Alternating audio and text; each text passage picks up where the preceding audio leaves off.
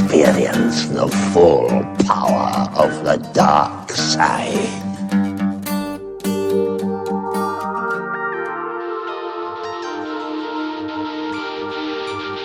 Good.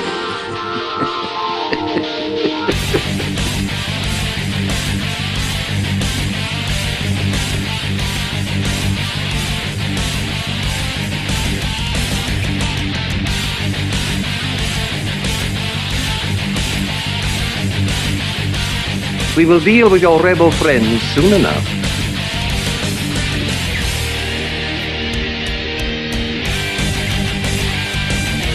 What the?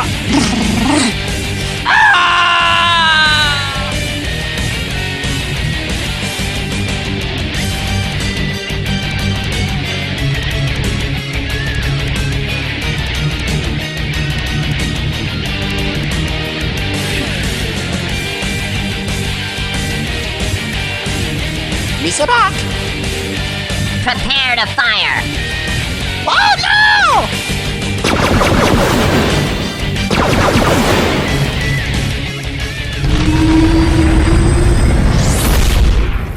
Hello, and welcome back to Star Wars Beyond the Stars for episode number 16, recorded on Tuesday, December 16th, 2014. We're getting closer and closer to being back to our Monday record day. I'm your host, Fred, aka Sith Lord Corv. And joining me tonight is the newly appointed commander of Sith Intelligence, Agent Louis Olan. Hello, Fred. Hello, folks in Twitch. Hello, YouTube. Greetings from Imperial Intelligence. And Sith, by the way, Intelligence. yes, pretty late spoiler just in case you missed that title reference that Fred gave me. Oops. Belatedly. Yes, belated spoiler alert. So does that make you keeper? I'll go beyond that. Or the minister? Oh no, we have a minister.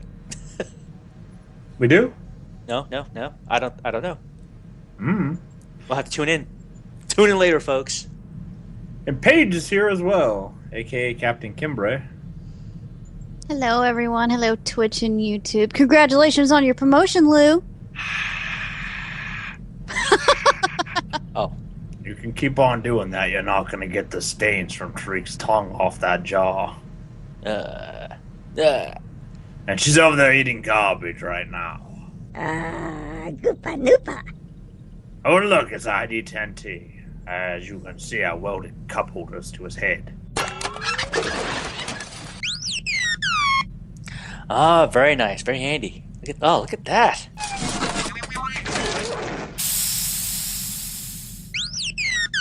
Oh my god, he got hot coffee on me. Ah! How does it burn? You're made out of mostly cybernetics. Not right there.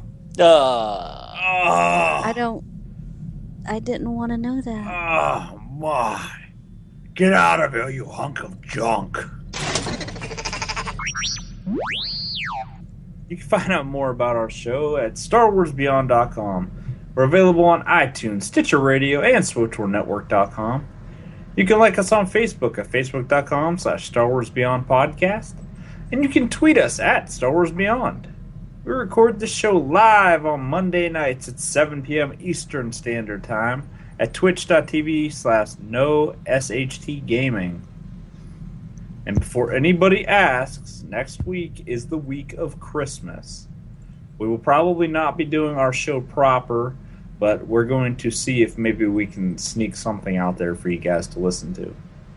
I like to refer to next week as Sithmas. That's pretty odd for a smuggler, but okay. I'll do what I want. Well, regardless of what, we're going to try to get an episode out there. And unfortunately, New Year's happens to be the week right after, so we'll figure something out. We're going to try to keep you entertained or tortured, depending on your perception. So what's coming up in the Captain's Log today?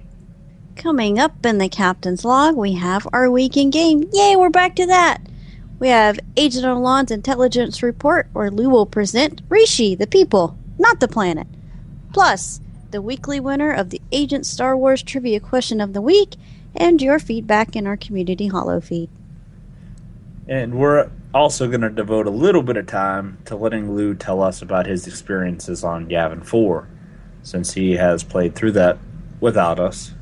Jerk. I'm sorry, what?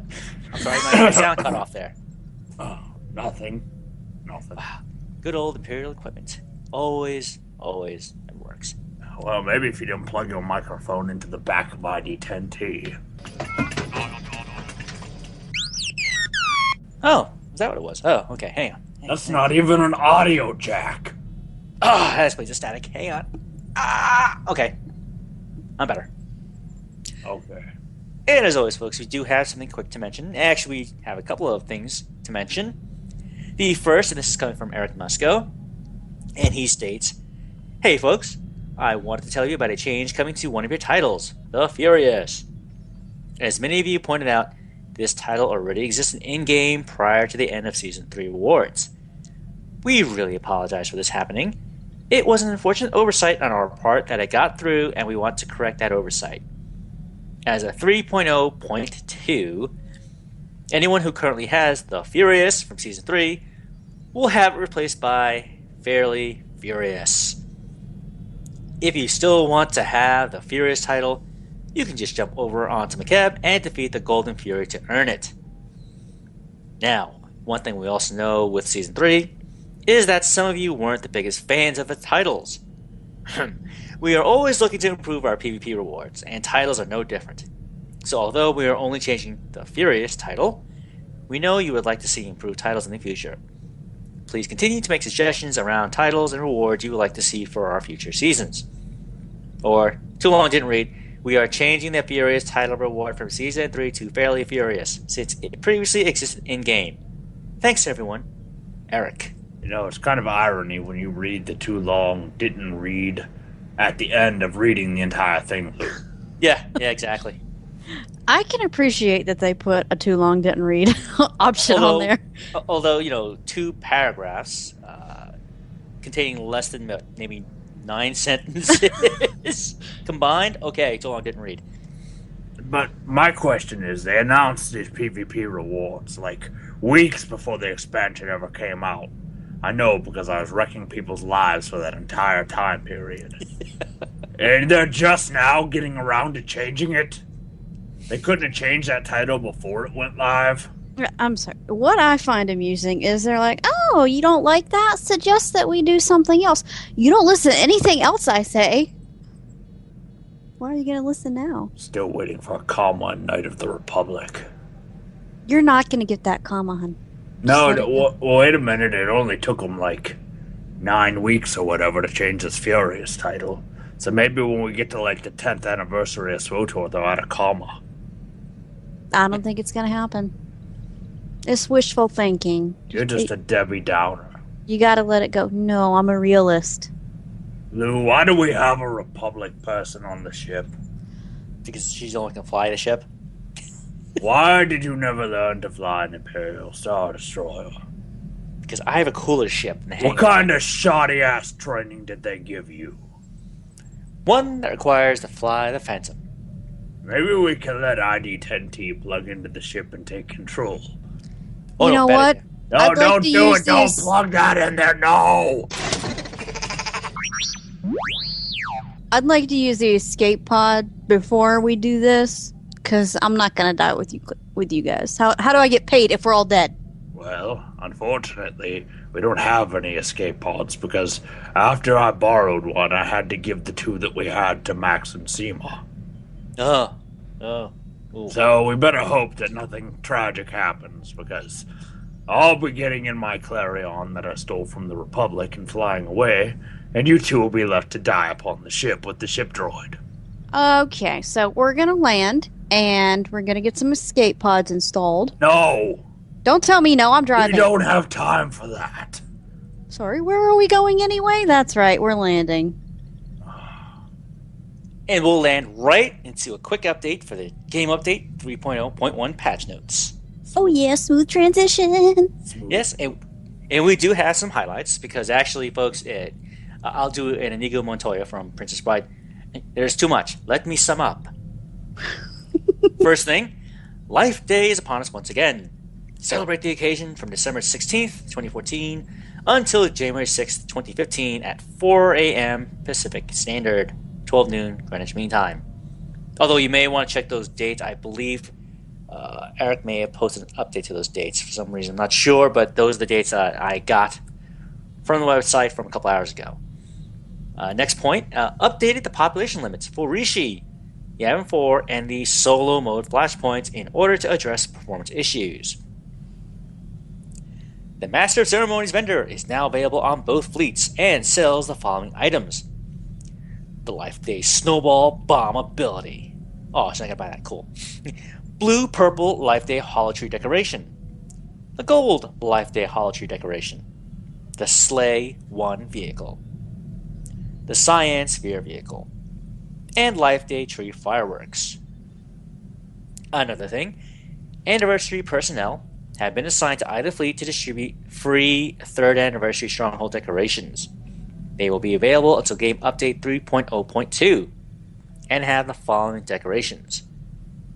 The 3rd anniversary fireworks launcher, 3rd anniversary galactic memorial.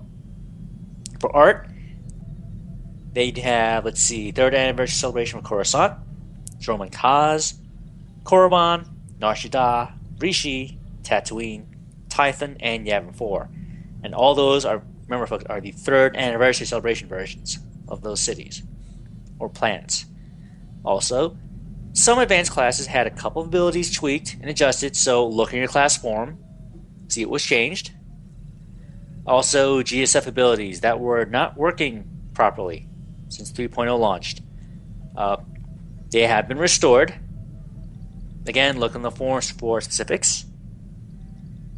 As well as they did some tweaks to the the user interface.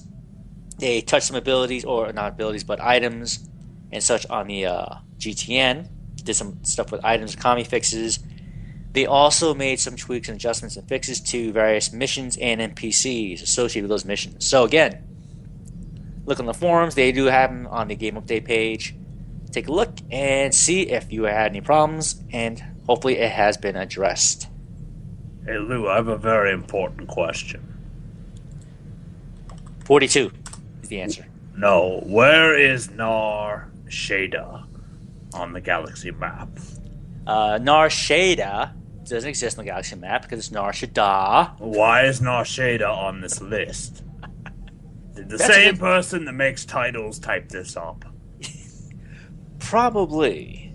So, don't know how to use spell check, don't know how to use Excel. What do they put on their resume? I'm quite certain that Nar Shaddaa would not be corrected by spell check. I don't know. You could make spell check learn it. You could. Yeah. But this is really cool, though. I am kind of wondering why they chose some of these planets that they did. It would have been cool if they had included, like, Quesh. I mean, when I think about Tatooine, I think about sand and nothing else. It seems like there are just more interesting planets out there. Well, I get Coruscant, Droman Kaz, Nar Shaddaa, and Tatooine, because those are the planets where you can have a stronghold right now. Okay. But Rishi and Yavin 4 make sense because they're from the newest expansion. Right. Korriban and Tython, I mean, they're starter planets, but okay.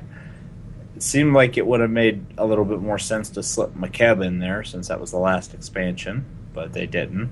Yeah, I mean, that's true. I mean, with Tatooine, unless they really have, at least for me, having some really great desert still shots, like especially if you're in a rocky canyon, rocky part of the desert, you know, we can actually have that painted desert type look when the sun goes down.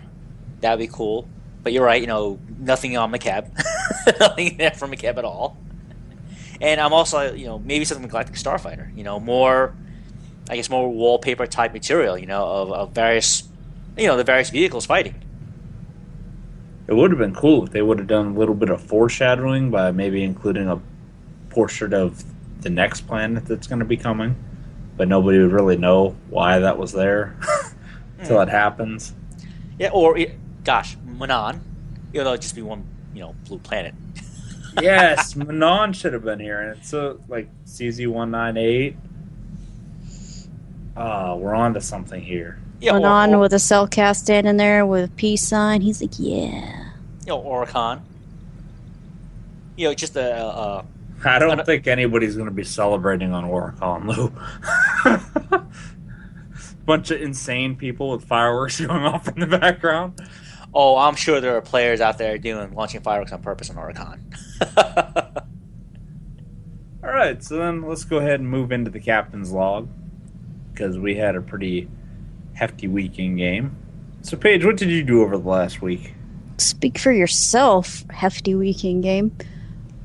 All right, I did want to mention that because we didn't have a show at one point, and we kind of didn't go over our week in game for episode 15, I wanted to announce that I finished both the Trooper and the Agent class stories a couple weeks ago, and people are really right about the Agent story. That was pretty legit. It was really tight. I enjoyed it very much, and I'm even interested in playing through the story again just to see the different endings. I was impressed with my own ending, but I know that I'd be impressed with other endings. I'm really curious what would happen if I make different choices. Well, I'm sorry, was someone about to say something? I was just going to say, you did get to see one alternate ending, because right after you did yours, we did it on my sniper where I went dark side. And interestingly enough, Lou, you remember the big reveal at the end of the Agent story? Mm-hmm. You don't get that if you go dark. Really? Yep. I wasted that cat before he could ever reveal anything. Oh, I was lost for a second about which reveal you were talking about. Yeah, but that sucks. But now I know what you mean. Yeah, okay, first, He's that like, blew me I got away. something to show you. And I'm like, nope, boom. Just shot him right in the head at point blank range. Yeah, you really did. With a What, pistol. with a pistol that you Yeah. ever use? Yep. Oh, hey, where'd you get that pistol? Pew. Although the Agent story is the only one where you actually get to look through your scope and snipe somebody if you go dark side. Yes, that's true. I sniped some dude in the head and he was still standing there. My goodness. Oh, also did the Trooper story. It was fun, but I haven't figured out if I actually enjoy my Trooper yet because I leveled her up during 12 times XP. I do heal on her. I use Arc Jorgen, and Fred has a Smuggler, and I believe he uses Core, so I don't remember. The group dynamic we have is nice. We don't really run into any trouble, so it seems like she's easy to play, but I don't know if I'm actually having fun yet because I haven't played her outside of the 12 times XP. Yes, I did finish my class story, but that's a bunch of cutscenes. It's not the same as actually playing the character. Also wanted to say I PvP'd a lot on my medicine operative after I apparently got nerfed. And I'd like to say that when those changes were announced and we went over them, I said on the air that I always prevail no matter what game, no matter what class, and no matter what nerf. And I did. I continue to top the healing charts in Battlegrounds, and I really thought that that I wouldn't. The few times that I wasn't number one, I was either number 2 or number 3. Most of the time, it seems like I was beat out by a sorcerer healer, and sometimes, to be fair, and I know that you're boosted in Battlegrounds, but they'd be higher levels than me. They'd have different abilities, more access to different heals, that type of thing. But I know some people might suggest that healing in PvP is not the same as healing when you're doing PvE, which I have to say, if that's not enough for you, Fred and I decided to take my medicine operative and one of his assassins to Makeb, and we were doing the heroic for the third eye. There happened to be a really bad pull where we weren't sure if the trash was going to pull the boss in the heroic fort, and they did. And Fred says, all right, kill as much trash as we can, and then we'll die and respawn. This bad pull caused both of our companions to die nearly instantly. I used Vector, and I forget who he had out at the time. It was either Talos or Zalek, I'm not sure. Eventually, I was the last one standing. and I killed every bit of that trash in a heroic 4 by myself. Fred res for the actual boss. I believe I used my combat res on Vector, and we defeated the boss, which had been beating on me all along. Combat never stopped, so I soloed all that. And then we wiped the floor with that fool. So everyone else seems to be feeling the nerf. I don't. Moving on, my assassin main didn't get much love this week. I'm still kind of upset with her because of something she said on Rishi. I'm not going to talk about the actual cutscene because I don't want to spoil anything for anyone who hasn't done it, since it's still new content, but she uses a phrase, blah, blah, blah, and she has beef with, and I'm just going to put a blank there so you don't know who we're talking about, but she said she had beef with someone in the Shadows of Revan expansion. Beef? No. That's definitely slang that I don't feel belongs in SWTOR. I mean, I say Shaduki, but to have beef with someone? No. Where's the beef? It shouldn't be here. But before that, I did take her through Rishi with Fred's Operative and Lou's Warrior.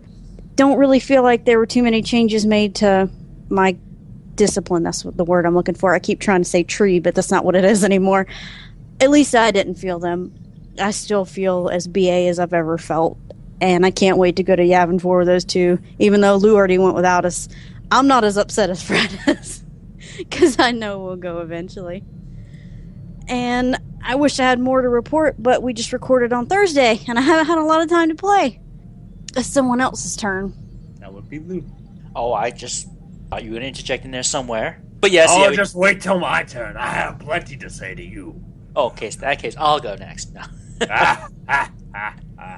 Well, one of the biggest things that did happen several days ago was that my operative hit 60, so she's now the first one at the new level cap. So I was very happy with that because my operative, she is my main character.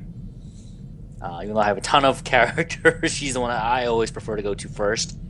And, you know, just like in the past, I've always used my operative to experience new content, whether it was, you know, Rise of the Cartel, GSF, Strongholds. I always logged my operative first and ran her through all that stuff. And it's no different here with Shadow Revan.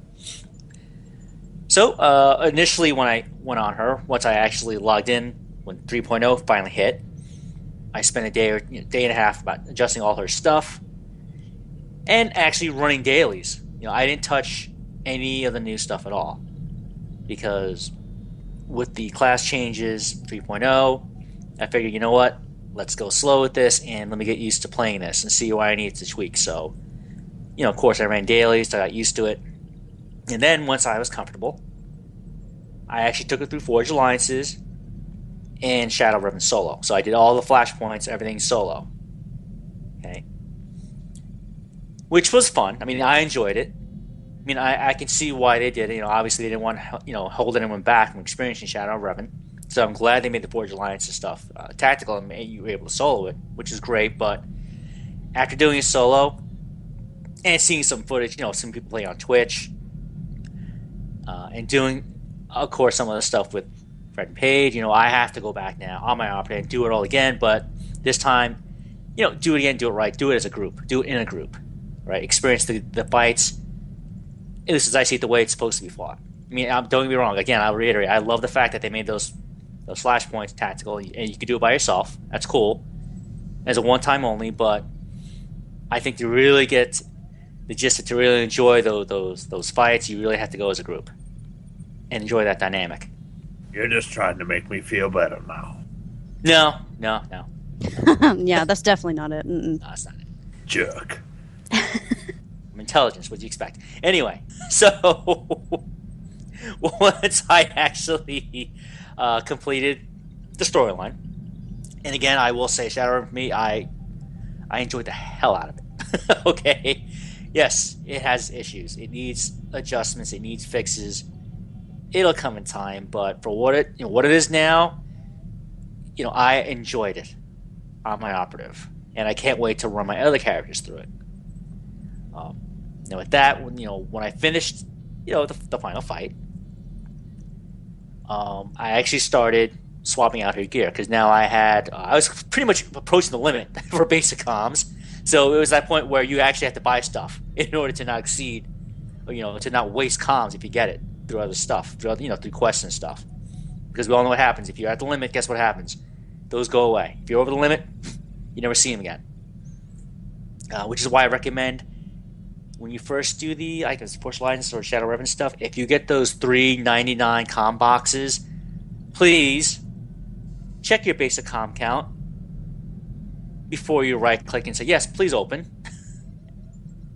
Because what happens if you're at the limit or close to it and there's you open a first box of 99 and you only get 80, BioWare will not give you the 19.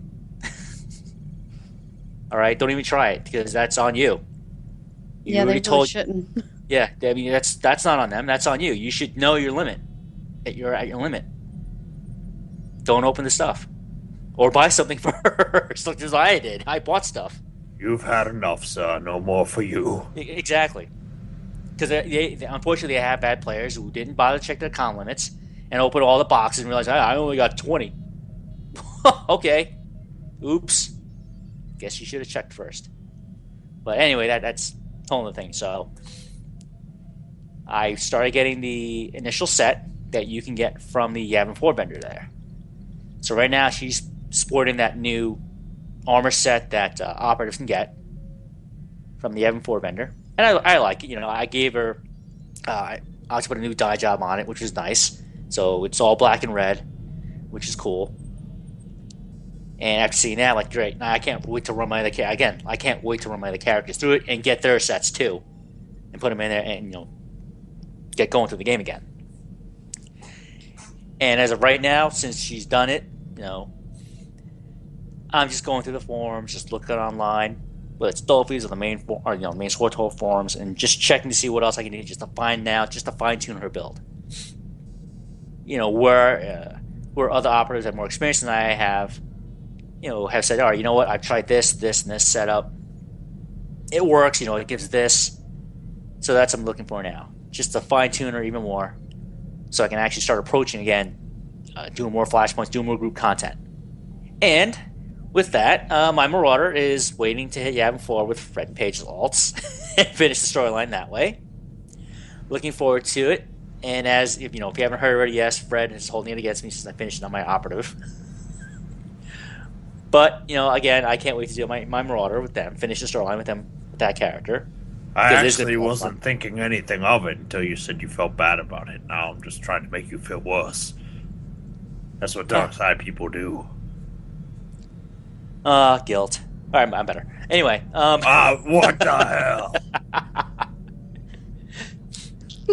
I worked hard on that strategy. Felt bad. All right, I'm better. So, since my Marauder is, I will run my Marauder only with them, finish it with them. I started my Sith Sorcerer on Forge Alliances just this past weekend. Keyword there, started. But I was running into some really bad latency issues with the game. And after trying the basic stuff like resetting the router, restarting my computer, file repair, everything, I would say it wasn't horrible. It was just annoying to the point where it's like someone's trying to. Imagine someone just poking you in the back every few seconds. Not hard. It's there. Hey. I got to the point where it's like, screw this. I'm done. I'm done. Like that would feel amazing. Yeah, I'm done with the game for a while. So, there were moments where I just walk away from the game for a few hours, come back. All right, I have my little window there where, all right, it's good for an hour. It's great. All of a sudden, it came back. All right, log off, go back, go play something else, or just watch TV in a weekend. There you go. Yeah, like Paige and I were playing a lot together over the last week, and the lag would get so bad sometimes we would do an ability, and our characters wouldn't actually fire it off for almost 10 seconds. Mm-hmm. It was actually McKeb that we were having a lot of lag on, and that surprised me. I didn't think anybody would be there. Well, I think Yavin 4 and Rishi were kind of bogging down the entire server. Yeah, and I think it's because of, again, a lot of speculation. BioWare hasn't, or they are no obligation to say exactly what caused it, but yes, for whatever reason, yeah, that stuff when it came out, no coincidence that lag issues popped up. So, again, it's just pure speculation as to what was causing lag. And a big part of it is, what's happening on Yavin 4 and Rishi, the new stuff that's out there, the new zones. Well, if we look at history with this game, what happened when Ilum was the PvP planet and everybody was there trying to PvP at once? The game got so laggy that people were literally watching like a frame-by-frame flip book when they were trying to move. And I think that because so many people are crowding to Yavin and Rishi now, it's weighing down the entire server. Yeah, I mean, and obviously the way they're allocating how people are going to various sections of the map. You get your own instance of Yavin 4 or Rishi, and still though, it's still all those players in that one area. And again, could it be that this is showing a limit as to, at least to me, it shows what BioWare's server capacity. How well do the servers run? Can't handle that much volume. I don't know. But again, they said they put in fixes to address it today. And so hopefully later on after we record the show, I hop in there, knock on wood. Hopefully it's gotten better. And hopefully on Jedi Covenant and Shadowlands. Yeah, hopefully on all the servers. That would be nice. Especially Shadowlands and, Harbinger that just keeps getting beat up for some reason. Like the server gods hate those two servers. Always hit them first. And hard with the hammer. I just hope that the GSF communities are active again since they supposedly fixed Starfighter now. Exactly. And that was a good highlight that I wanted to bring up too, is the fact that yes, they knew the GSF issues were happening, and that was definitely borking a decent part of the game. People enjoy playing like Starfighter. So again, hopefully there are people in there again, checking it out, making sure it's actually up and running, and enjoy that aspect of the game. See, I was actually getting into a couple of matches while it was broken, and I started doing it on a new character, and it was funny because I'm on a ship that has no upgrades at all, and I would be fighting people that I knew their ships were completely decked out, and I'd be behind them shooting them, and I'd lock one of my missiles on them, and like a devastating missile. And normally, if the game was functioning properly, they would do their missile break and get my lock off of them and keep going. But because it was broken, they couldn't break the lock. So I'm just hitting people with missile after missile after missile and just blowing the crap out of them. And there wasn't anything they could do to evade me. Oh, and I'm sure that drove them nuts. It would drive me crazy too. Getting destroyed by a ship that isn't geared up at all when your ship's mastered. Yeah. Oh, man. Oh, the frustration. But again, hopefully, they said they put fixes through to adjust that, to bring it back to where it's supposed to be. So, again, GSF players, hopefully you're up and running. So that's right. BioWare would never lie to us, and BioWare we trust. Perhaps. Anyway. Sometimes. Maybe. With that being said, my sorcerer, again, I'm also prepping my power tech and my shadow through the remainder of their class stories, because I did take those two particular characters through 12 times XP when we had it. So before I start, obviously the Forged Lion stuff and SLR stuff, I am definitely going to complete Chapter 3 and all their stories, so I at least have that and get the different intros that are available to the classes when you start Shadow or Revan. Okay, whether or not you, had a romance or marry one of your companions or max out affection with them, certain characters, you'll see them in your cutscene, or they'll actually say stuff. So I definitely want to see that aspect. So I'm definitely going to that. And as always, running dailies when I can. On some of my 55s, because you got to keep those credits going, because there's a lot of stuff on the GTN, especially since 3.0 came out, and the new cartel packs are out, and the various gear and items that are there that are on sale, and that I want to use for my characters. Okay, I bought a couple cool mounts so far. All right, and noticing again that certain gear and item modifications from the player crafters since we do have the new Rishi stuff and Yavin 4 stuff, obviously the lower level modifications are a lot cheaper. So I'm taking advantage of that by buying those type of modifications for my companions on my characters.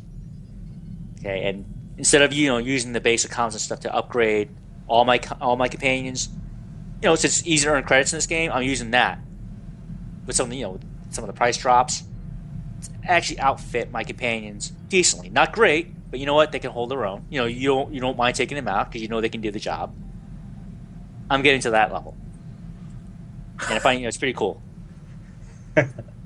I've been going through Macab Blue, and I got that GSI buff on me, and thank God, because most of my gear doesn't have any mods or enhancements or anything in it. It's just module open, armoring open. Well, because I needed somebody to pair up with, so I took out Zalek and I gave him everything that I was wearing, because I'm like, all right, there you go. Come on, ID10T. What did he knock over? I don't know, but Treek's eating it. Just let it go. Goopa noopa. Anyway, I gave Zalek all of my gear because he was pretty much worthless. So now he's sporting my entire set of 108 gear. And I'm running around basically naked with this freaking buff on me. And the GSI buff literally gave me over twice the health that I had. Yeah, it's a great thing. I mean, I thought people were kidding when you say, yeah, hit this satellite buff. You'll like it. Like, wow, look at me. I just wish it affected the companion, too. Yes, that's the one thing I noticed right off the bat. I was like, wait a minute, my companion's not boosted up. Damn. Zalek's there trying to tank, and he has 12k health. Right. Meanwhile, you got 35. Like, what's the matter? Why aren't you staying alive? Oh, wait, you lack 12k health. Sorry. Well, he is staying alive because he got Paige's operative healer following him around everywhere, but she's like, man, he takes a lot of damage. That's because he only has 12k XP. 12k health. He was doing okay. He was holding his own. You notice, though, now we can't even say the number 12 in any form without immediately following it with XP. Yes, it's a great thing. I wonder if they'll ever bring it back. Somebody posted on the forums when they announced Life Day, and they're like, celebratory 12 times XP? Wow. Who knows? You know what? It was a great move for them. Who knows? Never count them out for never bringing it back. Well, I think that it'll come back when the next expansion comes out that raises the level cap. But I think that they'll oversight and forget about how Rishi exactly works, and the only mission that'll give you 12 times XP there is your class-specific one. Yeah. How come everything else is still the same? And I got 50 million XP off of one mission. What happened? We don't know. But in any event, yeah. Speaking of low-level characters again, I had a Juggernaut from way back when the game first started, which I created, to save the name, because eventually I was going to roll and play a Juggernaut. And so this poor character has been sitting in my character select on Jedi Covenant for over 2 years plus, never touched, just had a name and a face. And since I moved my trooper now to Shadowlands, and I needed another tank character for my Republic characters in Jedi Covenant, I created a Guardian. And so far, I got them. I just got each of them off of Droman Kaz and Coruscant, and still getting a feel for it. But again, it just feels a little. Still getting used to the fact that they're not actually firing weapons. Troopers firing a blaster rifle. And my power tech is putting a pistol in everyone's face. But now actually, swinging a lightsaber, using the Force abilities, yeah, it's got that different feel to it, and yeah, I enjoy it. It's a lot of fun. Again, different perspective, different types of tank characters. And right now I'm beginning to find beginning to experience the fun of actually having a Force-using tank. So, who knows? Although, I did notice there are a lot of capes. Or is it just me for low-level gear for Juggernauts? What's the matter? You don't like running around looking like Arden Coates? No capes! And No capes. no capes. Looking at you, Lana. Too late. Oh, no. She has to wear that cape to take people's eyes off of her face. No capes. I didn't see anywhere in those notes that they fixed Lana Benico's face. That might be a ninja fix one of these days. Who knows? I don't think they even could at this point, Lou, because I think everywhere that she appears is like a separate version of her. Right, and it's also a hardwired, hard-produced cutscene that costs them money, and I don't think they'll redo them. Well, I don't think it'd be that hard because, if they changed the model, it wouldn't be that hard to update the cutscenes because the cutscene can play out with a different player character in it all the time. It's true, and they already had the voice work, so... Yeah, it'd be funny though if that voice actress saw what they turned her into and she refused to do any voice work for them moving forward.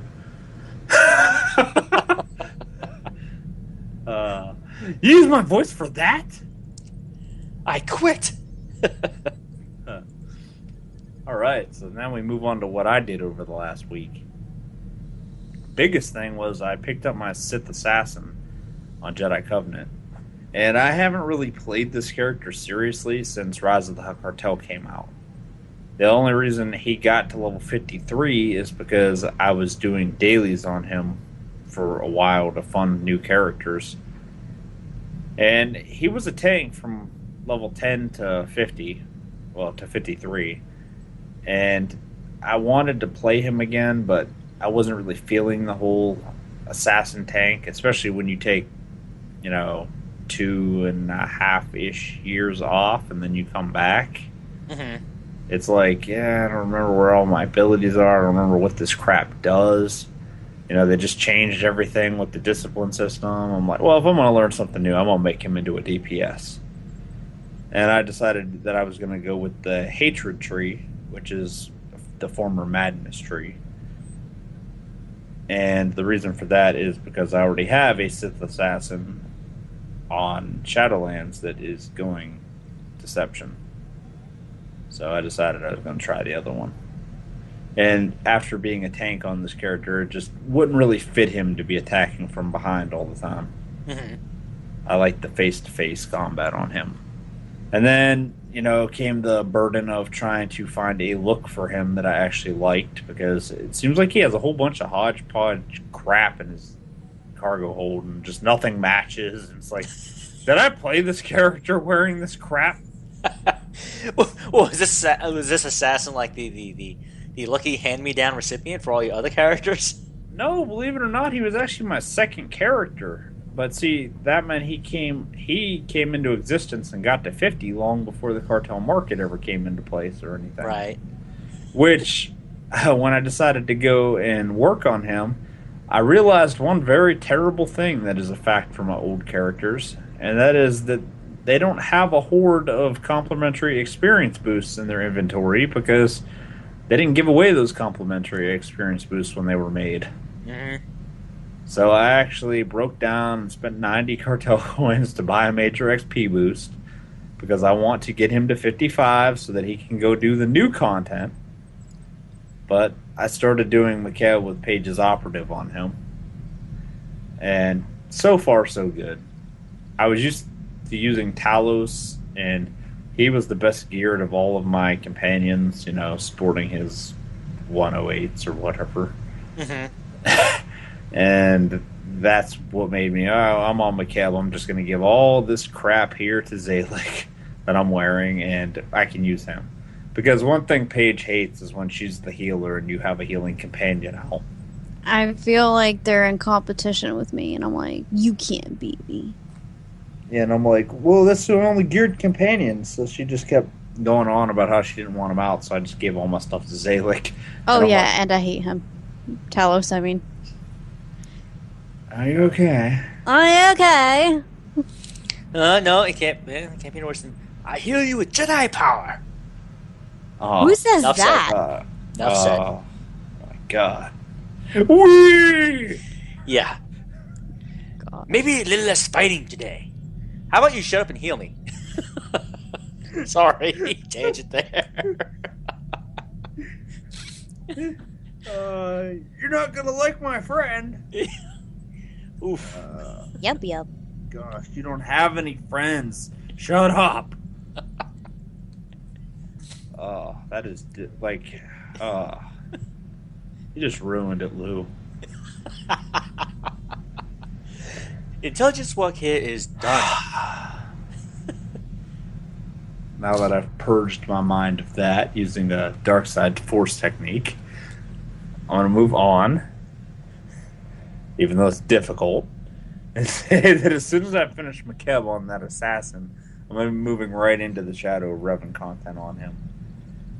And I think he's going to become my main focus on Jedi Covenant for a while, because I'm having fun playing him again. I missed the character.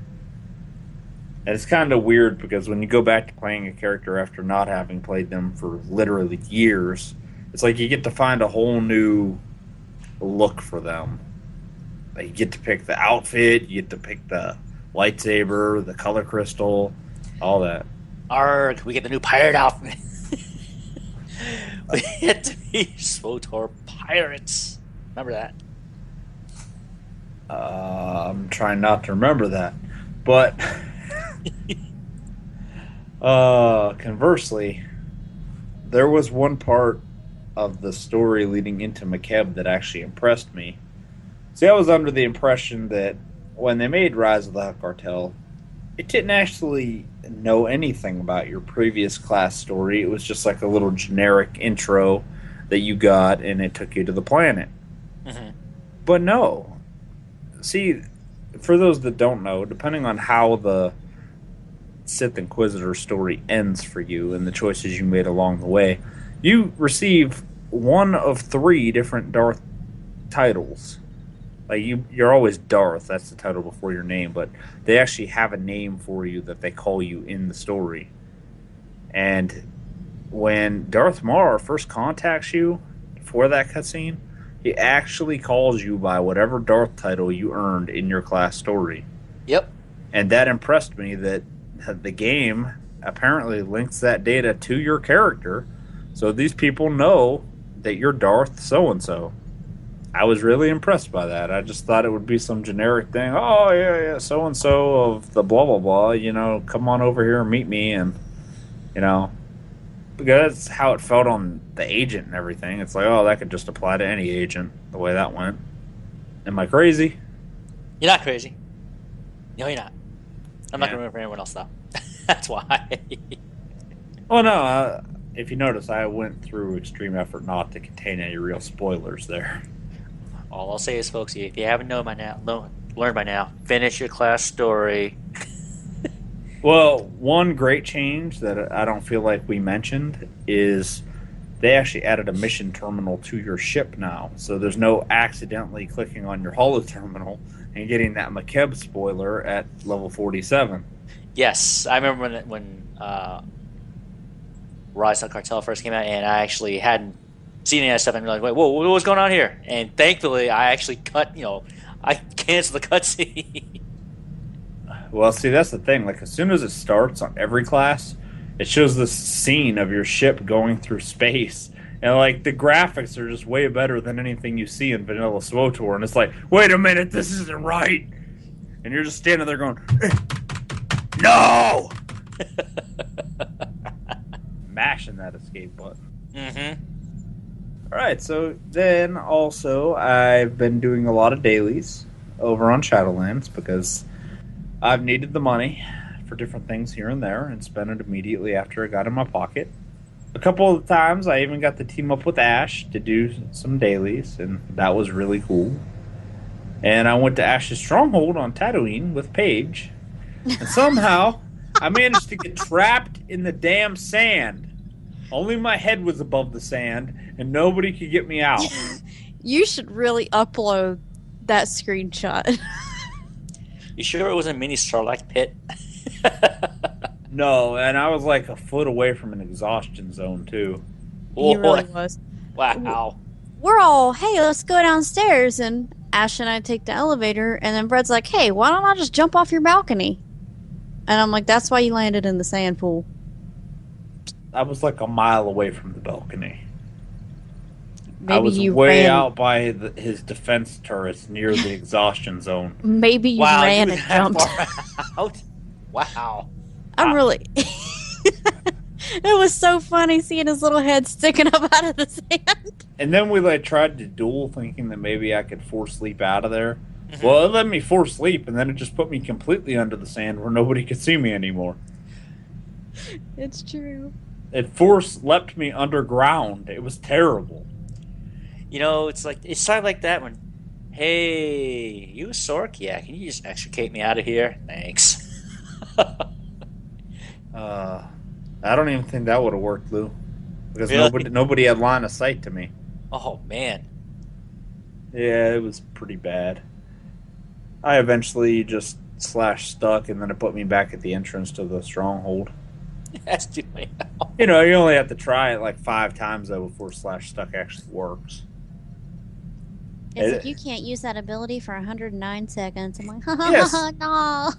You can't, I can't believe /stuck is the stupidest command in the game, because it isn't even intelligent enough to tell, oh, you're under the map. Let me move you 5 feet forward, but Yeah. keep you under the map. Yeah, it would just move you side to side and not put you back up on ground. Right, it can't tell the actual, this is what the server says, this is the hard surface. They really need to add in a kill command so you could just kill yourself immediately and respawn. That needs to be a thing. You shouldn't need to exploit the system and get into combat and then type /stuck just to die. There needs to be a command where you can kill your character in the event that you get stuck, and /stuck doesn't help you. Well, I like when I get stuck some places and /stuck doesn't help and there's nothing around to be in combat with, I'll try to maybe fast travel out of there, and it considers me to be in the air, so it won't let me use the ability. Which is stupid. As long as you're stationary, it should let you. It considers my character in the air sometimes. My feet aren't touching the ground. I'm stuck between a tree and a rock. That's one thing about this game. It's anytime you try to take any little shortcuts or go anywhere that wasn't exactly intended to be walked on, it seems like there's a lot of invisible barriers you get stuck on. I think that's an engine thing. Yeah, it might be. And again, maybe, like I was mentioning before, there's got to be a better way for them to tell the server, this is the ground. Okay? Is player X above the ground? No? Great. Keep going. If any part of player X is below the ground, fix that. Stuck moves them out, into position above the ground. But you're right. I mean, that does get frustrating, especially, again, since old MMOs have the same command. And it literally, those commands work perfectly. It puts you away from, puts you on a solid piece of ground. Yeah, and it works in the older games. Mm-hmm. So I don't know what's going on here. Again, it's a small thing, but you know what? That's, you have the stuck command for a reason, for those instances. But when the stuck command doesn't work, again, that grates on my nerves. You put it there for player convenience, so then I have to use someone like a GM to go in game and pull them out of there. Or when logging off doesn't work, because the game puts you back in the same spot. So maybe one of these days I'll go around to fixing it. Oh, yeah. Well, my last little thing here is I decided that I was going to start finishing the class story on some of those characters that got up there with the 12 times XP. Mm-hmm. And the one that I finished so far is the Jedi Guardian that I was leveling up dark side. And man, I have to admit, that was my first time doing it dark side. And it ended very different than I thought it was going to. Oh. I don't want to spoil it for the audience, but it ended... The ending definitely tugs on your heartstrings a little bit. And it makes no sense at all. Really? Okay. Yeah, the reaction you get, it makes no sense at all. I'm not... This isn't a spoiler because I already said I leveled him up dark side. But let's just say, the Jedi eventually realize that you've gone to the dark side, and they're basically but we'll deal with that later. Yeah. Right now we have bigger concerns, like fighting the Empire. No, we have a celebration to get back to. It's like, really? And that comes right out of Satil Shan's mouth. Well, Satil Shan. Disappointing. And I have been considering making a new sage or sorcerer to roll as the DPS, because every single sage or sorcerer I've made always ends up as a healer. And I want to see how it goes when you're actually a DPS. And I'm kind of feeling like I want to be a sage, because I feel like everybody goes lightning sork, and I kind of want to see what it's like to throw rocks at people for massive damage. Oh, I mean, kicking up all those little pebbles and going, ow, ow.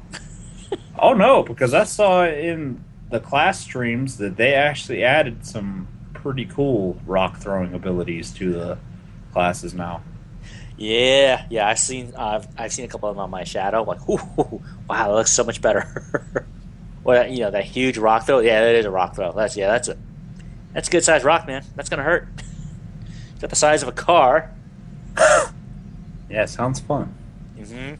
All right, so then for part 2 here, where we would normally have our discussion, I'm going to give you the floor here, Lou, because last week we had our big discussion about Rishi, and I just want you to go through from your personal experience and tell us what you thought of Yavin 4, and, avoiding story spoilers, tell us what you think of, like, the graphics, the planned structure, and how you think it could be improved, or if you don't feel like it needs to be improved at all. All right. So again, folks, I'm going to take this really easy, really slow. Again, I don't want to spoil the story for anyone, especially Brett and Paige. Since I was the Imperial Intelligence backstabber and finished Yavin 4 without them on my operative already. So, Wait, the backstabber? Shiv. You left the Ambassador Asara on the ship? Shh. That was you? Maybe. Good job. Flashbang. Anyway, okay. Yavin 4. All right, obviously, if you're not familiar with it, Yavin 4 is the next planet after Rishi, after you complete Rishi. Graphically, again, I like Rishi. Playing on my desktop, okay? Rishi looks really pretty. Okay, I have all the graphics maxed out as best I can. Well, actually, they're all maxed out. So, to me, Rishi looks really good. The game runs smooth, everything runs smooth. And then I get to Yavin 4. The cutscenes for Shadow Revan, just to, establish establish something. The cutscenes that come with Shadow Revan look good. I mean, they look really good. As Fred mentioned before, okay, especially like with Rise of the Cartel. Okay, when you first see that intro, and you see a ship in space, all right, and then the accompanying cutscene afterward. The cutscenes again are amazing, crisp. They're very clear. Very pretty, and again, it leaves you wondering, my God, if you can make the cut, why can't the rest of the game look this pretty? I mean, if this is the potential that you have with the Hero Engine, or your version of the Hero Engine, is it possible to make the rest of the game look this good all the time? Again, if a player has the specs to run it, whether it's PC or Mac, my gosh, give them the option to do so. Because again, to me, the cutscenes look amazing, and I really wish they would, one of these days, they get around to it, just give the graphics that little love. Well, I think first they would need to give the Mac players the ability to play the game before they update the graphics. That's true. That'd be nice to that's an audience, but we're not getting into that as well. Yeah, like they could just sell a cartel pack for like 1,000 cartel coins a pop, and then they could use that to fund a Mac client. Don't give me ideas. They probably might consider that. But Yavin 4, again, it looks good. All right, I will say it doesn't look bad, but after coming from Rishi and speaking to Fred and Paige, before the show, past few days, to me, Yavin 4 just feels a little bit unfinished. Okay, it's not as smooth and polished looking as Rishi is currently. All right. When I first got there, started moving around, of course, going through the cutscenes for the introduction to Yavin 4. But then once I actually started getting into Yavin 4 in terms of going to the other zone and checking it out, to me, again, this is just me, I see things that were maybe not finished, okay, incomplete. The way Yavin 4 looks to me is like they started, okay, they were there, they were working on it, but then for whatever reason, whether it was they reached their time crunch, they were at and they had to let it go as it is, okay, with the intention to touch it up later on, because again, the potential is there. When you see what they try to do, what the zone's supposed to look like, but then when you compare it to, especially if you're just coming up from Rishi, you're like, wow, this is really half finished. Okay, it kind of reminds me of the muddied look we used to get on our armors when the game first released. Okay, that faded, muddy, slovenly type look to the zone. To be fair, there are still some armors in the game that look that way. Yes, true. But not all of them do. They did do a good job of addressing that for the most part. But again, to me, that's what Yavin 4. Initially, that's what Yavin 4 looks to me. It's as if, yes, you can tell exactly what they were trying to do, but they stopped for whatever reason. And they never went back to finish it. Or at least up to this point, they never went back to finish it or to touch it back up again to the same level and quality of looks that Rishi has. And again, that's just me saying that. I mean, if you've watched the movies, obviously, especially New Hope, then you get an immediate feel of familiarity with Yavin 4, which is nice. The moment you step off the landing pad, you're going to see the entire panorama in front of you. You're like, wow, I feel like I'm in Episode 4, which is nice. And then the way they work in the overall storyline, the rest of the storyline into Yavin 4, it's a nice way of closing out the story arc. Okay, obviously the conflict there between the Revenants and the Imperials and the Republic, and again, maybe remember these two forces are at war. Yeah, they do have a truce going with Forged Alliances and Shadow Revan, but yeah, it's just the truce. It doesn't mean that they've stopped planning, scheming, plotting, maneuvering people in pieces the way they're supposed to be. All right, I'll just put it that way. You have to forget that you should never forget that you are playing for the Empire, or you haven't stopped playing for the Republic. I do have a feeling, though, that going forward, every expansion is going to be this way, where we have a neutral baddie that both factions are attacking, because it simply cuts down on production costs when they can just use the same quest for both factions. Right, and again, obviously that is their choice if they want to do that, because it does save them a lot of money in terms of producing two completely different storylines, or two completely different versions of the same storyline to accommodate the Imperials and the Republic. I mean, don't get me wrong, I would love to see that, because again, to me that would give the game justice. You have a two faction game, all right, and to me each deserve its own story, its own part of the story for the overall reaching story arc of SWTOR. But they've gone this route to where they have, like the Rise of the Cartel, they have one mutual enemy. Okay, although with our Cartel, you have, again, spoiler, if you haven't played it yet. All right, time. One side actually abandons the planet, and one side manages to find a way to save the planet. All right.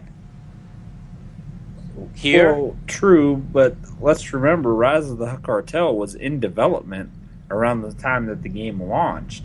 They were already working on that first expansion, so they probably had several resources already committed into making that a two-faction storyline, and then free-to-play and all that hit. So this here is just our second real expansion, and I think because of free-to-play and cost problems and stuff, they're just like, okay, well, going forward, we're just going to have one main focus for both factions to worry about, and literally give them the same exact quests on both factions. Right. And as I said before, again, that's BioWare's prerogative. They can do what they want with the story, and that's obviously for them at least a very nice and cost-effective way of still producing content, but still allowing them a nice buffer to where they don't have to break themselves in the bank, so to speak, to produce the content. But again, the main driving factor behind SWTOR is the conflict between the Empire and the Republic. All right, finding a common enemy to fight, to unite, again, use that truce to I guess, do the greater good for the galaxy, which is fine. I mean, those are some great stories. I mean, it happens in the, expanding universe. All right? I'll use an example, the Yuzhang Vong War. Okay? The Imperial Remnant and the New Republic, they have to unite. Everyone in the galaxy, well, unknown region, whatever, hot space, whatever, they all have to unite because the Yuzhang Vong don't give a crap if you're Imperial. They don't care if you're Republic. They don't care if you're a Hutt cartel. You're not them. You're not Yuzhang Vong. So you have that driving factor. Say, well, it doesn't matter what we are. We have to because they don't care either. They're going to kill everyone regardless. And that does make for, obviously great stories, great story arcs, and great characters. But if they keep going to where it's always going to be a mutual enemy, it's like, oh, well, then why are we fighting? Okay, if you're going to have occasional, unless you're going to, from new expansions going forward, you're just going to pepper, the occasional side quests here and there as, oh, yeah, that's actual back to faction fighting. Okay. But isn't the actual story supposed to be, Sith versus the Jedi, Empire versus the Republic? Those dynamics are what drives the story. And I think, I'd like to see that come back to the fore. I mean, yeah, Rise of Cartel, I enjoy. Shadow Riven, I enjoy. Both expansions, mutual enemy. But I think now, going forward, I'd like to see something to where, now we're back to the war. Because, again, remember, it's only a truce on Shadow Riven. You haven't stopped the war.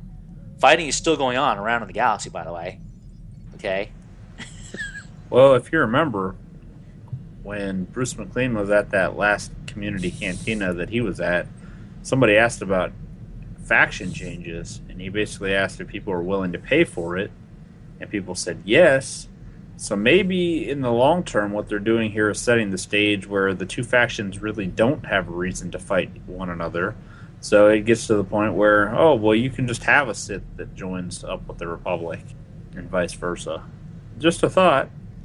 I like the idea more of fighting each other. I think it keeps... I don't want to say it keeps the competition going, because I play both sides. I do whatever I want.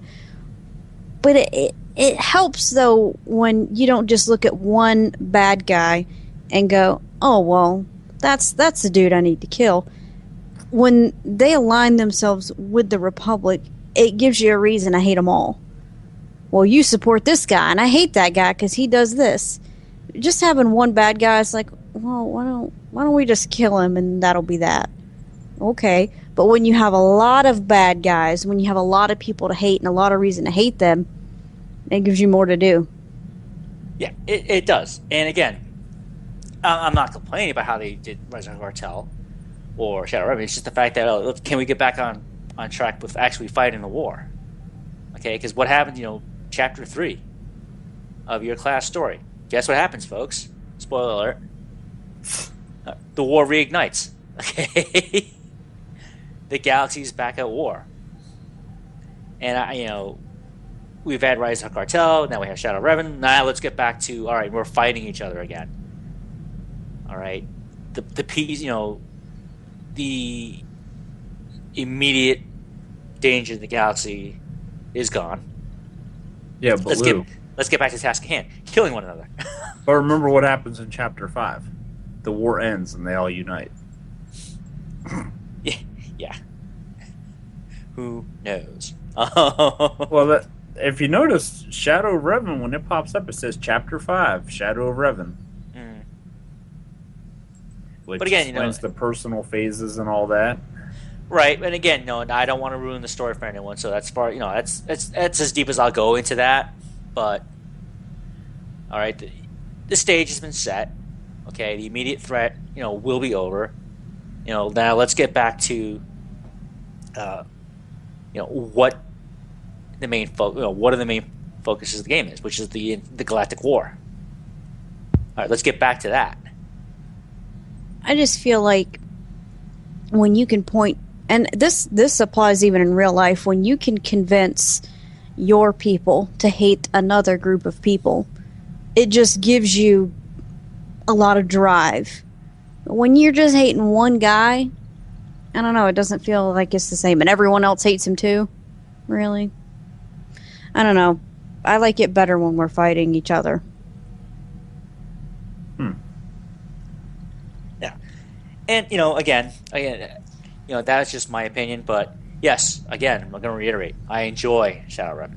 I'm looking forward to enjoy it more with my other characters. But my suggestion would be, let's get an expansion to where we go back to the war. I think an expansion like that would take them a couple years to hammer out. Yeah, it would. I mean, I'm not going to lie. It probably would be a major project that would take a lot of resources because, again, you've got 4 classes per side. All right, all those light side, dark side choices. Again, do they bring back? Do they raise? I don't know. Maybe a thought they raise the companion affection cap. No, I think it's fine where it is. But I'm just bringing up other ideas. But it would take them some time. Maybe they're working on it now. Who knows? Okay. When you spend the entire vanilla experience going back and forth with let's take this planet, let's destroy this planet, let's do this to sabotage them, let's do this to kill them, and then you go to, truce for now. We're going to focus on this guy. I mean, I get it. He's a big baddie. But at some point, if it feels appropriate to go back to, where were we?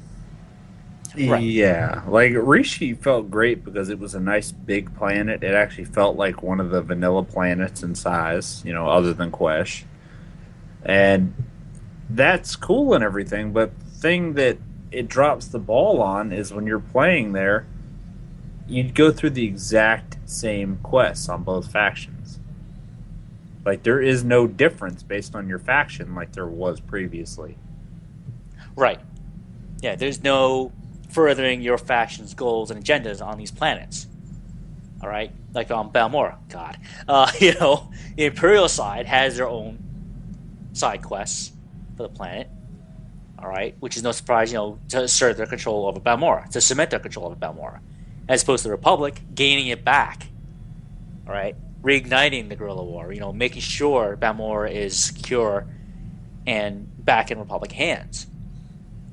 All right, when you go to Rishi, okay, what is it? You're doing? It doesn't matter if you're a sorcerer. It doesn't matter if you're a sage. It doesn't matter if you're a juggernaut or a scoundrel. You're going to see the same exact NPC.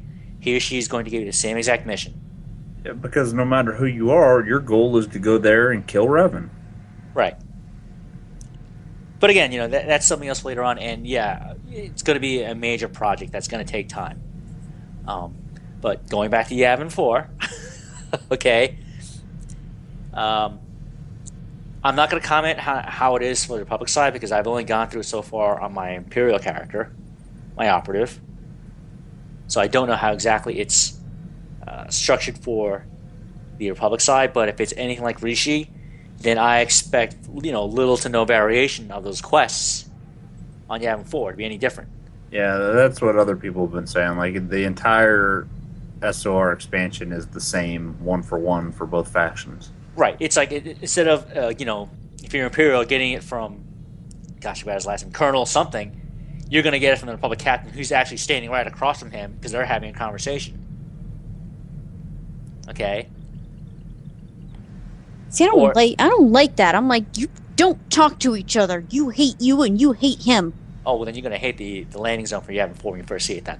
Well, That's all I hated it I hated it at Rishi because I get there and I'm like, hey, look, a fast travel point. And it's like, oh, hey, it's right beside theirs. Okay. Well, so general recap then. So far you like Yavin 4, but you don't like it as much as Rishi. Well, yeah. I felt I had a lot more to do with Rishi than I did in Yavin 4. Yavin 4 graphically looks like it has potential, that it can look pretty, but for some reason it doesn't. Like, they just stopped halfway through and never went back to it. Folks, I'm sorry, go ahead. I was just going to ask, is there more to do on Yavin 4 than there is on, say, Quesh? Or is it about the same? To me, it feels about the same. If you're going to make a real comparison, let's just say I felt there was more to do in Rishi than it was in Yavin 4. Okay? And let's just say, you could fit what you did in Yavin 4 on maybe a zone or two on another world. Okay? Let's use one of my most favorite planets, Balmora. How many zones does Balmora have? Let's 4? not talk about that. Yeah, 4 or 5.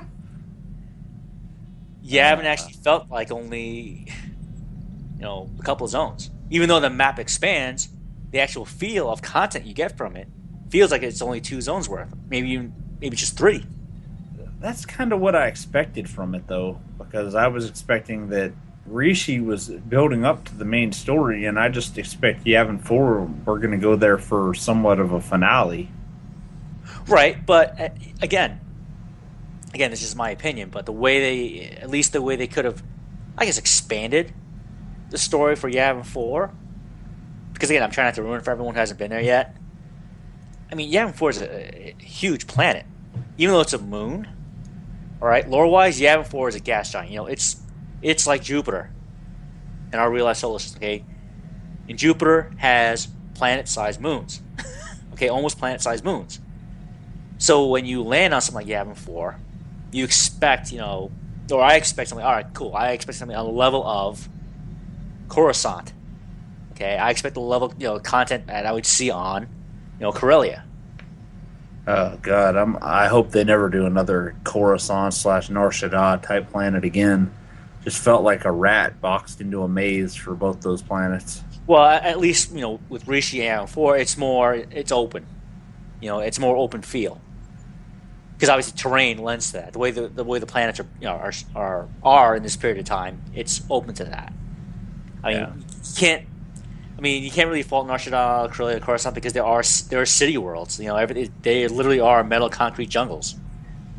But they could have made it, more, I guess, open, so to speak. But that's a whole nother issue.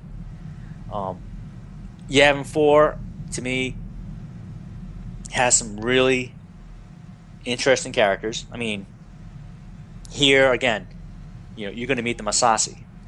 All right, I've done a lore segment on them before. All right, in case you haven't noticed, the Masasi, they're Sith, or they were at one point in time. All right, but here when you go to Yavin 4 and you meet them for the first time, you see this is what I guess the Sith could have become had they gone a different route in their evolution. All right, and kind of makes you wonder, all right, the Masasi are a lost offshoot of the Sith, and the Sith were a spacefaring species to begin with anyway, so it makes you wonder who else is out there. What other derivatives of the Sith are there that we haven't met yet? And I think that lends itself to some really interesting, other NPC races they can introduce, and other interesting storylines they can introduce. We're still waiting on the Togruta. Right. Well, soon, TM. I'm just saying, we know one that has been confirmed, and we're still waiting on that one. They don't really add new species very quickly to this game, which is a shame because you'd figure with the cartel market, that's one thing that they could really be capitalizing on. Well, they're probably thinking about it, and they're probably trying to maybe, it might be on the wall of crazy, and they are going to put it in there somehow, but maybe they're trying to space things out, introduce them gradually. Who knows? I'm just saying, there's a lot of species there that look humanoid, and I know people cry when they get aliens that look too human, but whatever. That's how the game is built. You're going to get aliens that are mostly human. That's just how it's going to be. And I know there's aliens out there that have different skin colors, different tattoos, that kind of stuff. It's not like they add new head models and stuff when they add these alien species. I mean, the Cathar, yes, they did add, but if you compare a human to a Mary Allen, they have the same facial options available, except the human has ones that the alien species doesn't have access to for some reason. Mm-hmm. And it just seems aliens like that would be so easy just to replicate. You just copy paste and change the skin colors, the eye colors, and bam, you got a new species. And people would play it, and people would buy it. If you put out a species that had pink skin. People would buy it. Put out a yellow species. You know, they could make up species that have never been seen before, and if they look cool, people would buy them. Yeah, a pale skinned species with pale Sith eyes and pale pigtails. No to the pigtails. That's it. Topic over. Right. Page. Yeah. But again, folks, just to wrap it up, when you get to that final fight, man, again, I did it solo in my operative. I am definitely going back and doing that as a group. Let's put it that way. I definitely have to experience that fight as a group. Yeah, rub it in. Anything else, Lou? No, although I will say, just for the, running the tactical flashpoints for Forge Alliances and Shadow Ribbon, I now fully understand the praise and the glory that is the Jesus bot. I'll just be over here eating Twizzlers. Want one, Lou? No thanks. Are you sure? Yes, these emergency field rations, these are the best. Oh, those are the Tariq poo bags. That's when we scoop it up after we walk it through the park. What park? Where do you go on this ship? Have you never been to Corellia? I walked Wait. Tariq through the Axial Park. I haven't landed us on Corellia. You don't have to. Wait, Lord Fluffy Duck is more than capable of steering the ship. Yes, master. How can you walk Trick through Axial Park since it's all bombed to hell? No, we already conquered Corellia. Right, but every time I go back to Axial Park, it's still bombed to hell. I just put her on the leash and I walked through the Republic base and let her poo and Shiduki all over the soldiers. Oh, God. That's the ultimate weapon. Treek explosive diarrhea. Want a Twizzler, Tariqi? And with that, Paige, what is our Star Wars recommendation of the week? Pew pew! For those interested in actually getting a look at the recommendation of the week, I will be posting a link with a photo on the Facebook wall. This week, as it is the week before Christmas, I will not be giving a formal recommendation of the week. Instead, I'm going to shamelessly plug my so-called article on StarWarsBeyond.com. There you will find Captain Kinbrae's Holiday Gift Guide, which includes 40 Star Wars recommendations for the holiday season. Can't buy love? Not if you don't know where to shop. The link can be found on our Facebook, our Twitter, even my Twitter, and I just said StarWarsBeyond at not StarWarsBeyond at gmail.com. It can't be found there, but it can be found at our website, StarWarsBeyond.com. You should definitely already be browsing there. Simply click on each picture to be taken directly to the website that offers the Star Wars product. Happy shopping, guys. Use that expedited shipping and get your person that you love something good. And just for Shiduki and giggles, I'll go through this list real quick and tell you exactly what she's trying to get you to buy. There's a coffee mug with an Imperial logo, some ugly scarf, some That scarf? Okay, you should not be doing this cookie because that cutters. that's listen. Shut your mouth. a Put another bit Twizzler in. T-shirts, a little Death Star T-infuser, a charm bracelet, something that looks like Tetris, but says Star Wars for some reason. That's the periodic table of elements, Star Wars version. Some eye homes that look like Darth Vader and R2-D2. Some watches that cost more than I make in a month. A stool that says Star Wars and looks badass. A portrait of the Death Star. Whatever hell this thing is, it looks like wallpaper. An R2-D2 that lights up you can put in your front yard. Oh my goodness, you're butchering this. The Star Wars is a complete saga, which, sorry, it has the prequels as well. And, more stuff. Most importantly, at the end of that article, there's a captain's jacket that someone is welcome to buy me. It's fierce. I look at this and I kind of expect a hidden blade to come out of the wrist. I was fully expecting to say it's a furious jacket. Oh, look, and we got a comment from Jay Connell. Too bad it's not worth reading on the show. Boom. So, Lou, what's in the intelligence report this week? As I promised last week, we talked about Rishi the planet, and today we're going to talk about Rishi the people. So who were they? They were a sentient avian species of carnivores, which possessed a brown and white feathered humanoid form, with 2 legs ending in 4-toed feet, 2 arms, a tail, and a head. That's right. The species' 2 arms consisted of feathered wings, ending in nimble 3-fingered humanoid hands, capable of manipulating tools. Now, the wings allowed the Rishi to fly at great speeds, which was their method of travel, equivalent to running for a land-based species. A Rishi's head contained a beak between 2 yellow eyes, framed by a large brow. I was really hoping that they wouldn't say unibrow, but so far the Rishi I've seen in game don't have unibrow. Whew.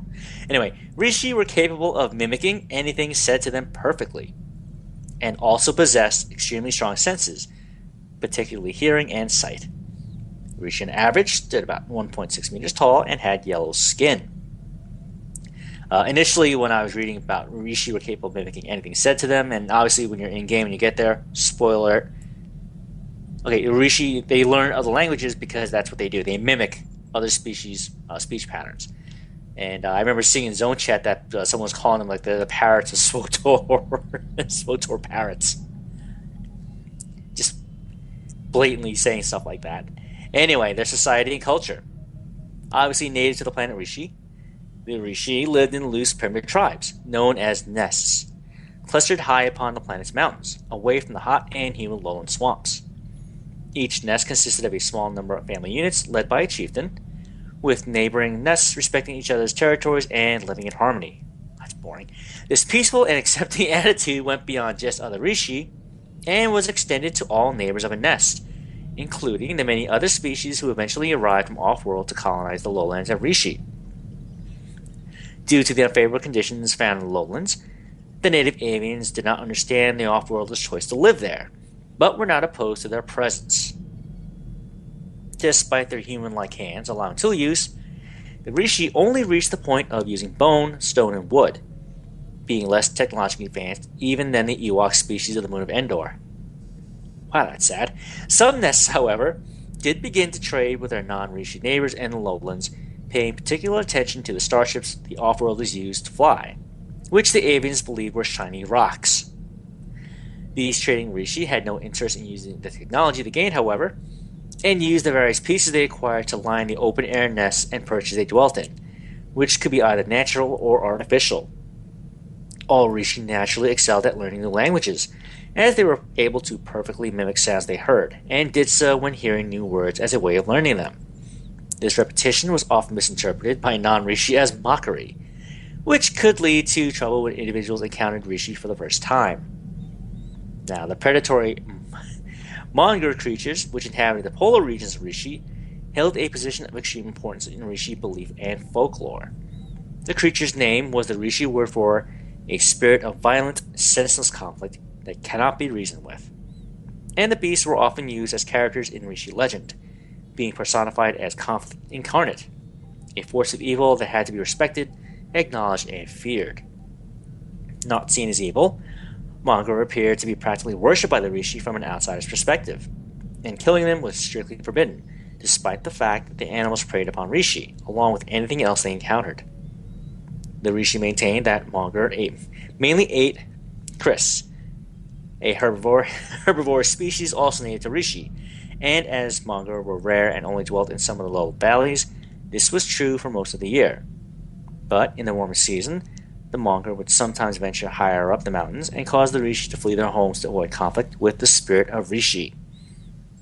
The Rishi avoided the valleys where Monger could be found at all costs, and even avoided speaking about the predators if possible, as though the beasts could hear them. Yeah, the species that should not be named. The Rishi's weapon of choice was the sling, and each Rishi would build their own personal weapon to use. This was because the avians were able to use projectile weapons for hunting while in flight or on the ground. Rishi would also hunt by diving from great heights and grabbing their prey in their talons. Some Rishi also carried staffs. In battle, some Rishi also used spears or axes instead of slings. Rishi also made use of the mineral Exonium, which they mined from the mountains they lived in. The stones were used by the avians to prepare food during winter, which the Rishi knew as the frost time. And here we have a brief history for the Rishi people. At some point in the Rishi's history, humans and other off-world species belonging to the Hekeg religion arrived in Rishi and began building settlements and spaceports in the lowlands, the only areas suitable for them to live. The Rishi made contact with these aliens, and after initial misunderstandings about the Rishi method of learning the languages, the two groups quickly came to peacefully coexist, with some Rishi-ness even starting to trade with newcomers. Some attempts were made by the Hekeg practitioners to convert the natives, but all met with failure and the return of the Rishi to their mountaintop homes. When questioned by off-worlders on the Monger, the natives were cryptic and unhelpful, with all non-Rishi understanding of the predators being pieced together from a large number of minor references and idle speculation, as no non-Rishi had ever definitely encountered the Monger, although some possible run-ins were reported. When questioned as to the reason the Monger had not reached the Hekeg settlements, also located in the lowlands, the Rishi had few answers, only stating that the beasts had not found those areas yet. This led some non-Rishi to question the existence of Mongers altogether. While those scientists who believe the natives theorized some form of pathogen may have prevented the Monger entering the inhabited valleys. As the Rishi showed no opposition to the settlement of the lowlands, off-worlds assumed Monger territory was not sacred, or that the Rishi believed the settlers should learn of the dangers the predators posed the hard way. Moving forward, in the year 22 years before the Battle of Yavin, a study conducted by the Rhino State Medical Academy on the planet Coruscant was published, which listed the Rishi as one of the 10 species most at risk due to air pollution. This test was carried out in the middle-class areas and concluded that pollution from government industrial centers and traffic was causing the problem, causing Rishi to develop diseases such as silicone lung and lung rot. Moving forward some more, the Confederacy of Independent Systems, your favorite Fred from the prequels, sent forces to invade Rishi during the Clone Wars against the Galactic Republic, as Exonium could be used to power their sonic weapons, and so they hoped to seize the Rishi's minds. In order to aid the primitive Rishi, the Republic and the Jedi Order sent Green Company, a group of clone troopers, to help the natives in retaking the mines. However, when the troopers first arrived, no Jedi general was available to command them, and so they were ordered to wait until one arrived. Gork, a Rishi chieftain, took command of the troops in the Jedi's absence, and ignoring the command to wait, sent the clones to attack the Geonosian warriors holding the mines. Due to the tactical advantage Geonosian's positions gave the Separatists, the troopers were unable to defeat them, and the attack was eventually called off when Jedi Master Kit Fisto arrived. Another one of your favorites, Fred, the Tolan Master. Fisto then led an attack on the Separatist position alone, being covered by a clone sniper designated 2242. Once the Geonosians in the valley leading up to the mine were dispatched, the remaining Republic and Rishi forces moved in to back up the Jedi, and the mine was quickly reclaimed, leading Gork to greatly respect Fisto. And this concludes the brief introduction to the Rishi, the people themselves. And as always, folks, I want to say thank you to the Wikipedia, StarWars.com, TheForce.net, and other Star Wars lore sites out there.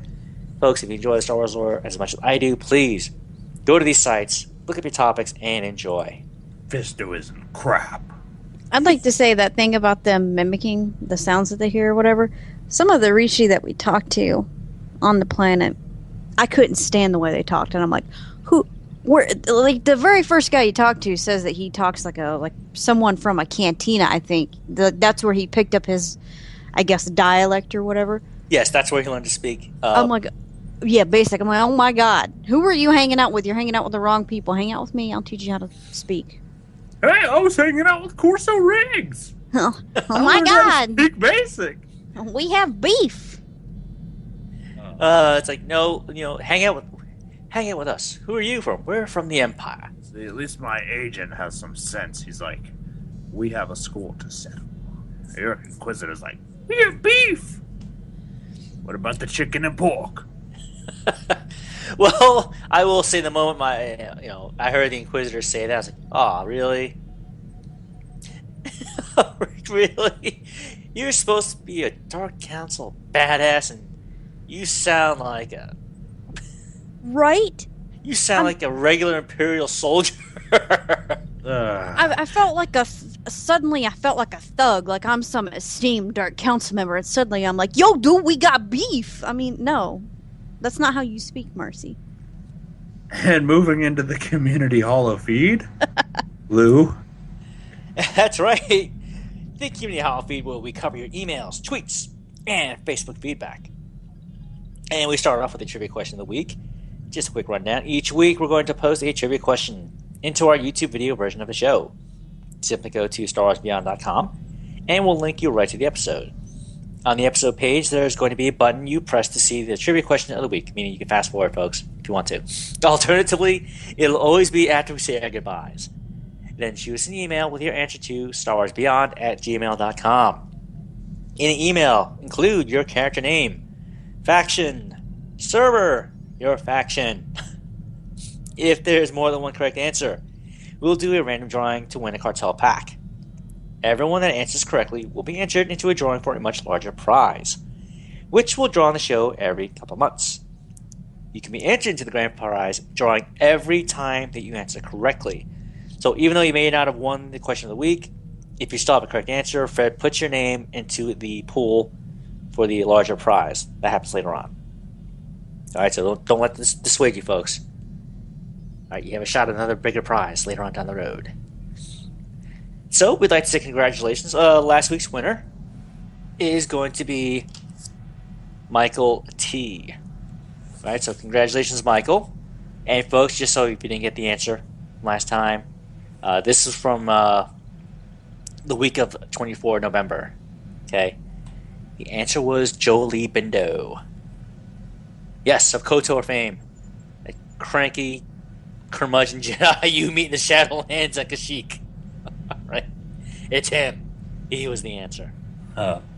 So, congratulations again to Michael, and congrats to those of you who did have a correct answer, but unfortunately this time you didn't get to win the prize. However, you do have a shot, though, at the larger grand prize later on.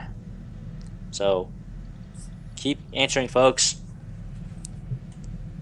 And now we would ordinarily be moving into the emails section of the show. We didn't throw one in here this week, but I want to pose this out there.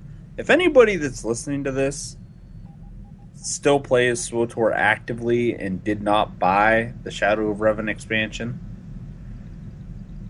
and, well, if it isn't for any type of, like, personal reason, if you have a direct reason for not buying the expansion, you go ahead and send us an email. Tell us why, and tell us what you're actually doing in the game right now.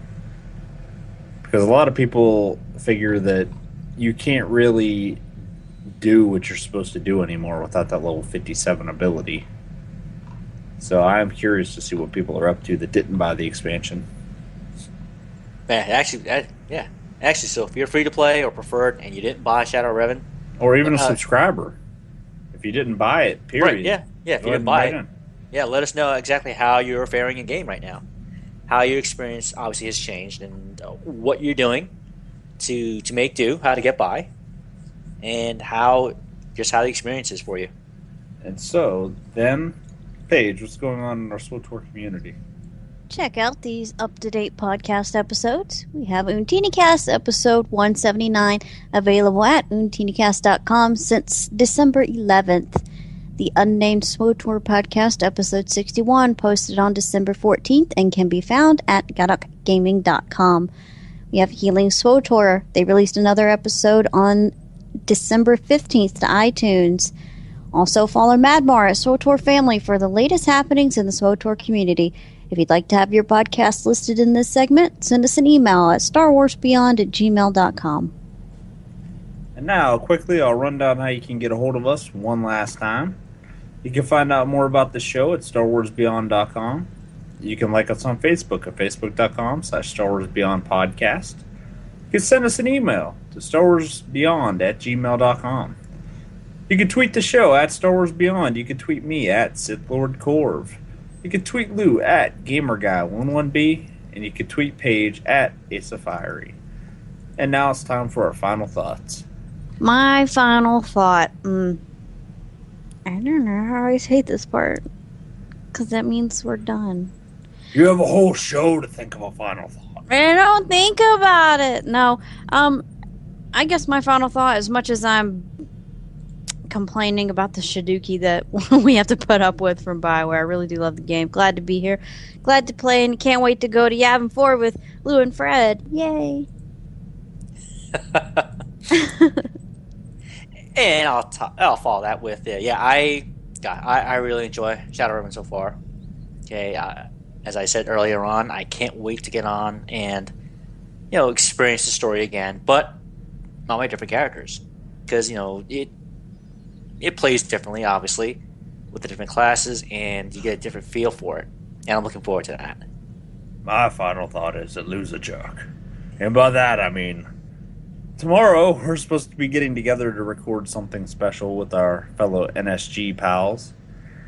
So hopefully you guys will be hearing something soon popping up from that.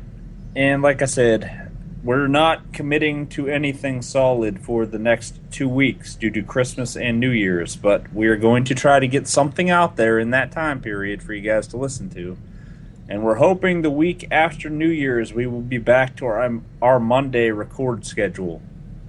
That would be Monday, January 5th. Should be back when we're on schedule. Beyond the Stars is an independently recorded fan podcast made in association with NSG Productions. And then now it's time to say goodnight. Good night, everybody. YouTube, Stitcher, and our live audience. Good night, everyone. Thank you for joining us. See you all again next time. May the dark side consume you and rot your souls. Good night.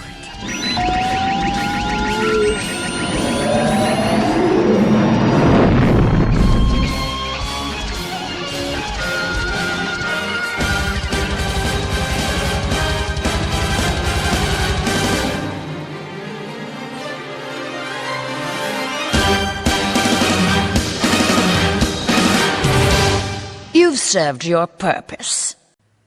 Beyond the Stars trivia question for the week of 16 December 2014. First clue. Unlike those similar to us, our species possessed only 2 arms and 2 legs. Second clue. Other races believed we could communicate telepathically, but that was because of organs attached to our heads. Third clue.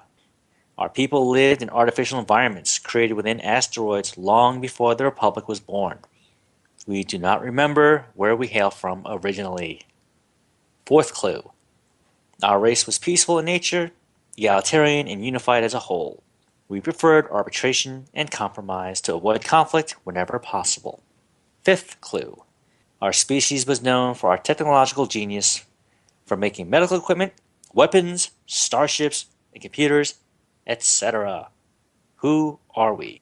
Alright folks, please send your answers to StarWarsBeyond@gmail.com.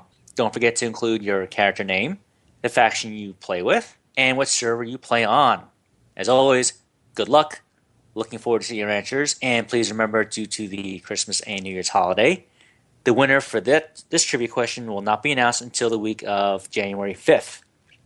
Alright, so again, good luck. Looking forward to seeing the answers.